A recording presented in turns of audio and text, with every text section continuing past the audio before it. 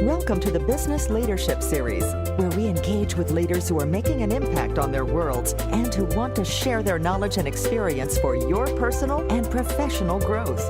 The following interview is designed to inspire you to become the best leader you can be. Your host, Derek Champagne, is the founder and CEO of The Artist Evolution, a full-service agency building successful brands, marketing tools, and campaigns, and also the author of the best-selling book, Don't Buy a Duck. And now, let's begin today's Leadership Series interview. Welcome to the Business Leadership Series, where our goal is to inspire you to become the best leader that you can be. I'm your host, Derek Champagne. Our guest today is Tom Schwab, who's a founder of Interview Valet. You can learn more at interviewvalet.com. Tom is an author, a speaker, a teacher, and helps businesses get more traffic and leads and raving customer fans by being interviewed on podcasts. And he's got some great advice for inbound strategies, the magic word for many of us. And Tom, welcome to our podcast today. Derek, I am thrilled to be here. Thank you so much. So Tom, I've read up on your website and I've learned a lot about you, and I've actually had the opportunity to work with your company some, and I've had a great experience. Why don't you take us through a little bit about your journey and that got you where you are today, and then let's talk about your business and how you help entrepreneurs and businesses like mine. Yeah, well, the journey only makes sense in the rearview mirror. My first job out of college was running nuclear power plants. And I always say I've run nuclear power plants and I've run small businesses. And one of them was easy because it came with an instruction manual. But I started out and trained as an engineer, so I always look at things as problems to be solved, systems to be optimized. Yes. And as I got into working for a Fortune 500 company and then running my own business, one of the things that always frustrated me about marketing is when marketers would say, well, 50% of the money we spend is wasted. We just never know which 50% it is. So that really got me into the digital side. And I love that because we can always tell what our customers love and what they loathe. And, you just have to double down on the good stuff and stop doing the bad stuff. Right. And a couple of years ago, we were doing inbound marketing, helping clients with that. And most of the time, people think of content as blogs, that you've got to write a blog, you got to post an ebook. And well, those have really gotten saturated over the last few years. I always ask people, so how many blogs do you actually read anymore? And it's not as common. But what people are doing is that they're listening to podcasts. And so we started to test it with various customers and clients and found that the results were amazing. When you identify who your ideal customer is, who that audience is that you can connect with, and then tell your story for 30 or 45 minutes, you get this opportunity to build know, like, and trust. And our results showed that we were getting conversion rates 25 times better than blogs. Wow. A good blog will convert at about 1% to 2%. So that means 1% to 2% of the people that visit it will actually fill out a form to become a lead. And what we're seeing on traffic from podcast interviews is that it's anywhere from 25%, 50%. We've even seen some shows convert at 75%. And it's really thinking of content is any way that you can get your message to your clients, and podcasts are a great way to do that. Yeah, that's really powerful. I mean, our company builds integrated campaigns for clients, and there's always that content and that social media angle. And podcasts aren't something that are brand new, but I feel like they were overlooked for a while. And I'll tell you that over the last 6 months to a year, we have really started to add that in as one of the viable content and lead generators, recommending that our clients start to be guests and be interviewed as thought leaders as a guest on podcasts in their niche. And really, I feel guilty when I get on podcasts because, there's two ways to do it. You can either have your own podcast or you can be a guest on other people's podcasts. And, anybody that says doing a podcast is easy has either never done it or never done it well, and Derek, right. My hats off to you and my thanks for being here because, there's a half hour, 45-minute interview, but there's all the prep work that goes to it, the promotion, all that back end work. And a way to think about it, it's almost like guest blogging. You can build your own blog and try to build that up, or you can go to where the clients are, where that audience already is, and guest blog. Well, that's sort of the same thing we're doing it with podcast. On being a guest is to go on there and tap into that audience. You've been featured in 48 Days, Forbes magazine, HubSpot, which is we use all the time, Inbound, Entrepreneuza, and others. And you're the author of Connect, Grow Your Business as a Podcast Guest, and the creator of Connect online course. Can you tell us more about Connect? Sure. Really, it came as an evolution. And when we started to use this, our first client was a coach, and just a great guy, and had a great stories to tell. He had this great voice, almost like Zig Ziglar. And, he'd write a blog, and he'd spend a few hours writing on the blog, and it would convert like every other blog, 1% to 2%. And it was tough to tell him, well, just do this for another year, 18 months, and you'll get some traction with it. And so that's where we looked and said, well, he'd be great as a podcast host, but that's a big commitment. So could we get him on a podcast? So we did that and saw the great conversions and traffic we got from him, and thought, is it just his personality, or is it the medium and the system? Wow. So we tried it with a couple other clients and saw similar results. And like I said, myself being an engineer, it's like, I want to know why this works, how we can tweak it, what really worked to turn listeners into leads. And so we had this system down and had more and more people asking for it. And it was more than we could really service. And a lot of people said, well, I want to learn how to do this. So put together a course, and it started out as a basic course. And when people asked more questions, we added more resources to it, and finally took it out of beta and launched it last year. And the course did fantastic. Wow. As far as the number of people that purchased it, the feedback we got. But when I started to look at it, the number of people that actually went and took the course and actually used it was a small portion. And I heard a stat from Udemy about the number of people that buy a class and actually start it, and the number of the percentage that actually finish it. And as I looked at it, I thought, only a small portion of the people that are taking this course are actually executing on it. And I thought, how can we help them? So we reached out to all the clients, and all the feedback was great. But what we heard from people is, yeah, I understand how it works, and when I get some more time, I'll start to do it. Right. And from some customers or course people that took the course, they're like, I understand it. I want somebody to do it for me. Right. So that seemed like it was the missing link in that. So with that, we went from the course to doing a done-for-you service, and that's where Interview Valet came from, of doing everything that we teach in the course, but doing it for people. And we started to beta test that in December of 2015, took it out of beta in February of 2016.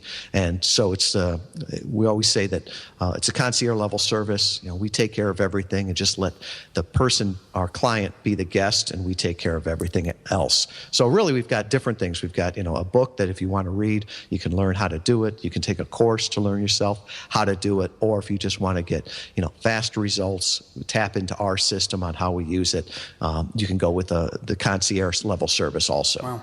And I want to hear more about that, but I want to ask you first, when I did my virtual book tour, and I kind of got thrown into the guest podcast world when I did that, and it would have been very valuable for me to have learned how to be an ideal guest before I started doing that, because there was a learning curve, and I had done a little bit of radio in the past and other forms of media and speaking, but it was a different experience to be a podcast guest. Can you give any advice on being an ideal podcast guest?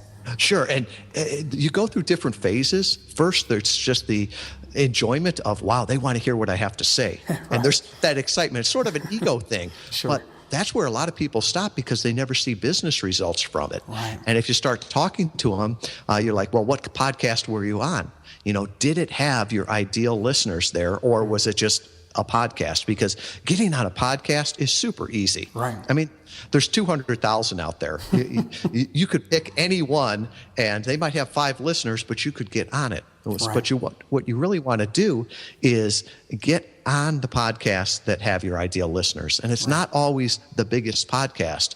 I've been interviewed on one podcast that probably had 50,000 downloads. And of that, got about 10 or 20 leads.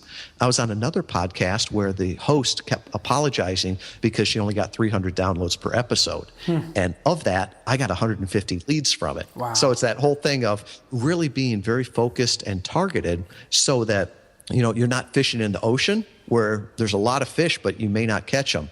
You want to find out where there's a barrel, and you can fish in that barrel with just the kind of fish that you want. Yeah. So that's part of it. And the other thing is that, people listen to you, and some people will resonate with what you say and want to take the next step. Other people don't, and that's fine too. But you've got to give them an easy way to go from being a listener to being a visitor to be a lead. And I see a lot of people, even big companies, that'll get on podcasts, and it's like there's no next step. How do people, how do you nurture them? How do you help them?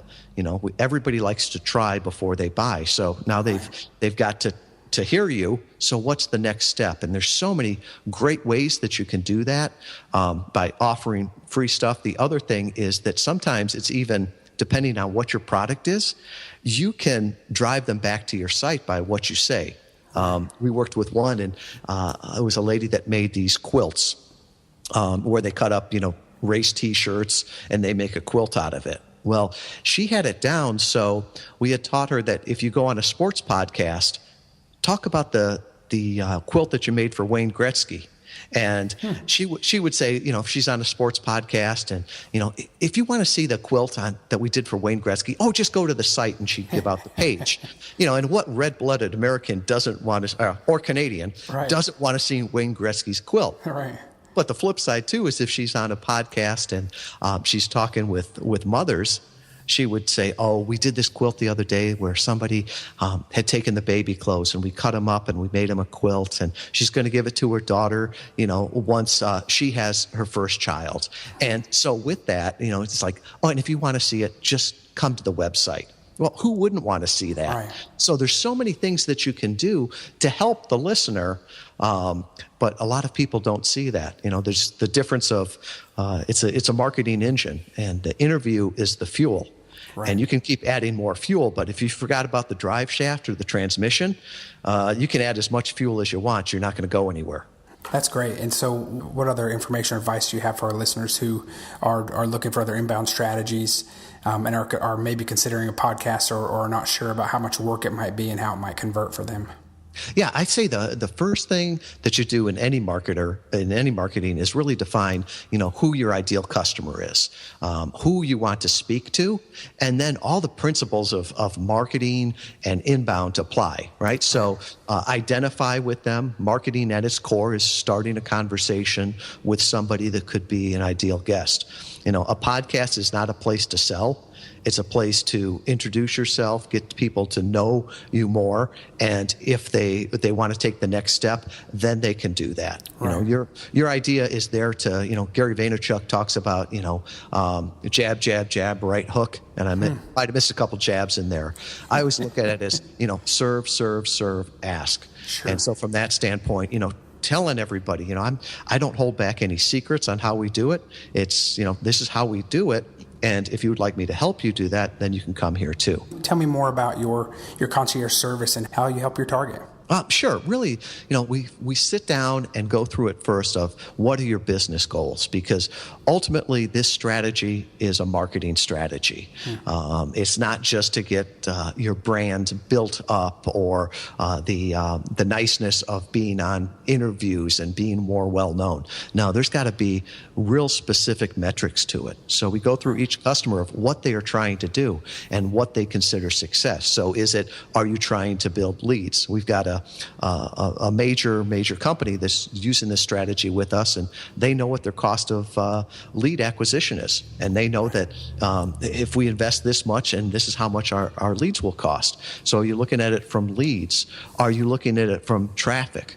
And with all of these things, you can easily measure it when it comes back to the site. Are you looking at it from customers?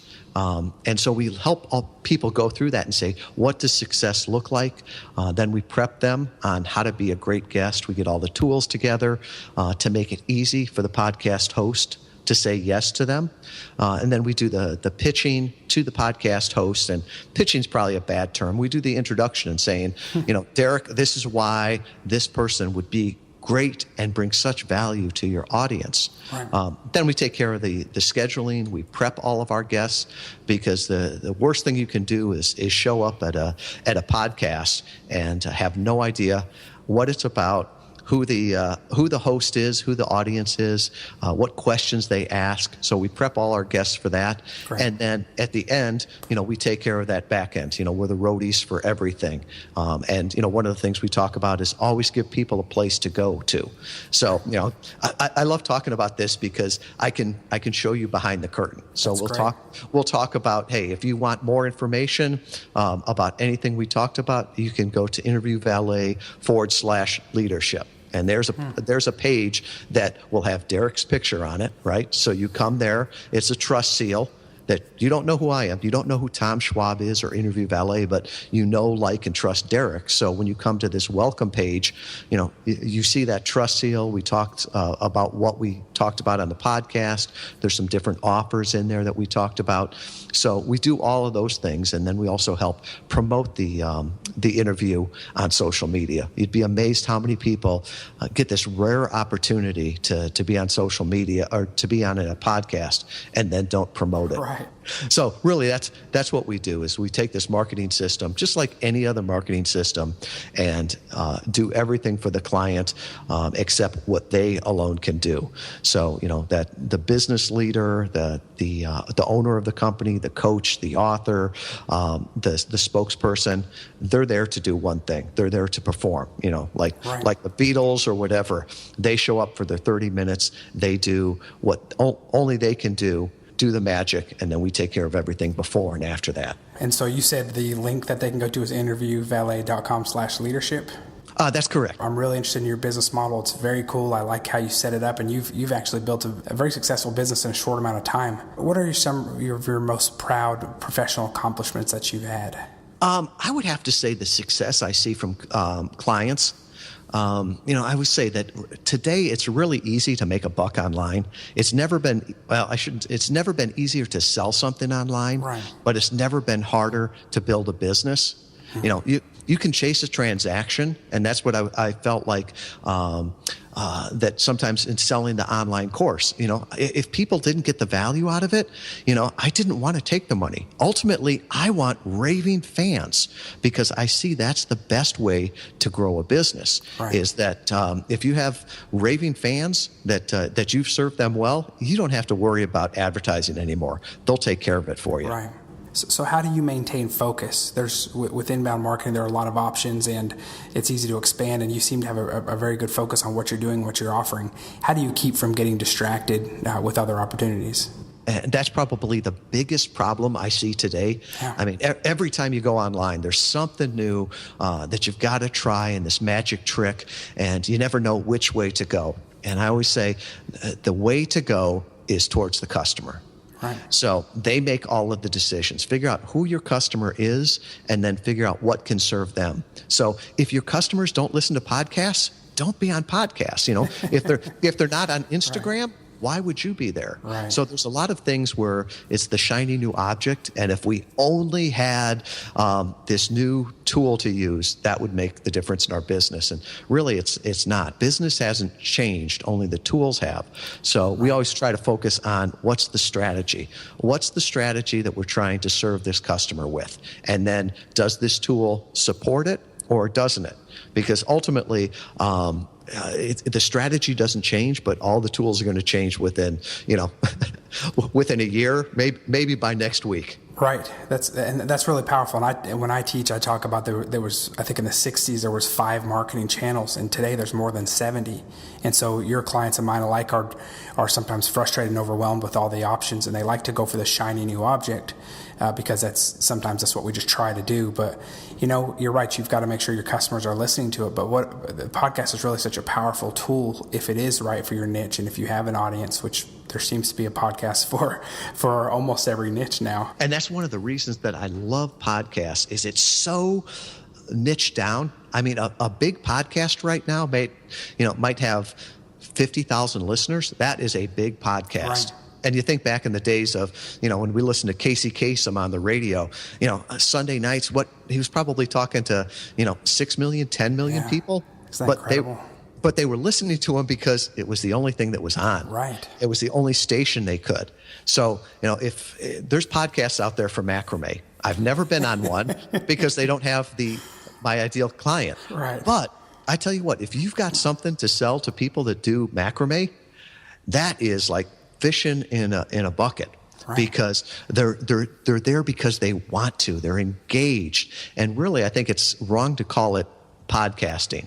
I'm amazed. Probably a lot of younger people have no idea what an iPod is. Really, it's more of on-demand radio. Right. Right now, I think it's 1 in 5 people in the U.S. listen to podcasts. That number's growing dramatically, especially now since a lot of cars allow you to download podcasts directly to the dashboard. It's really gotten to be on-demand radio. So what other advice would you share with someone that's considering a podcast? I've heard some that say maybe they're not the best speaker or they're not sure what they have to offer. But what would you say to someone like that who knows their business well and maybe is not comfortable or is not polished as a speaker or as a radio type show guest? Well, that's what I love about this medium too, is because there's a lot of people that are introverts. And if you told them you have the opportunity to go on stage and talk to 10,000 ideal customers, they would run away from you. Right. But knowing that, even if you're not a great speaker, you are passionate and you know stuff that could help other people. Even if you're an introvert and would never stand in front of 100 people and give a speech. You can talk to Derek online here. It's like a phone conversation almost, and everybody can do that. And so it's very, very powerful from that. You can do it from your home, from your office. I've even done it on vacation. And the one thing I would say is that you've got something to share. And so many of us look at ourselves and say, well, everybody knows that. Well, no, everybody doesn't know that. Right. One of my favorite quotes comes from Derek Sivers, who wrote Anything You Want. He is the founder of CD Baby, which was the precursor to iTunes. Right. And he said, what's ordinary to you is amazing to others. And so by sharing that on podcasts, you're actually helping them out. You're helping, the host is always looking for content. Right. And so you're helping them, but you're also helping yourself by promoting your brand, your business, the services that could help them. The last one, it comes from, if you think about it, podcasts are growing. There's one thing for sure is that people are going to be listening to podcasts in the future. Your ideal customers are going to be listening to podcasts in the future. The only question is are they going to be listening to you or your competitor? And that's a decision that you need to make. And does that mean that you should start your own podcast? Does that mean you should try it out first and be a podcast guest? But I think we can be certain that this is technology that's not going away in the near future. And you need to be on it. It's almost like social media. I think at a certain point, if you're not there at a certain point, it's going to say something about you also. Tom, thank you for sharing that. I know you are a rock star in the podcasting world and you've got great clients and you're selective about the shows that you do. And so I appreciate you being our guest today. Derek, I am thrilled to be here. And like I said, I love serving. I love connecting with people. What's ordinary to you is amazing to me. So people can come back to interviewvalet.com/leadership. And we've got all kinds of resources that show you what we do.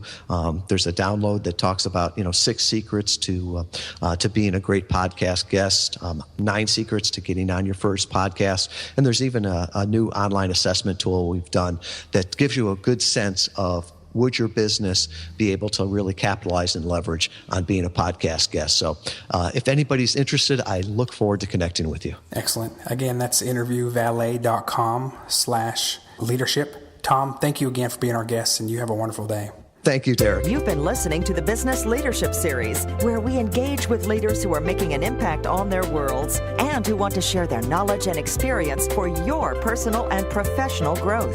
This interview was designed to inspire you to become the best leader you can be. Take a 5-minute complimentary marketing assessment for your business. Whether you're a startup or an established brand looking for more quality customers for your business, this confidential assessment will help you identify the next logical steps for appropriate marketing tools, strategy, and development for making sure your branding and marketing campaign is a success. Visit assessmymarketing.com today. That's assessmymarketing.com.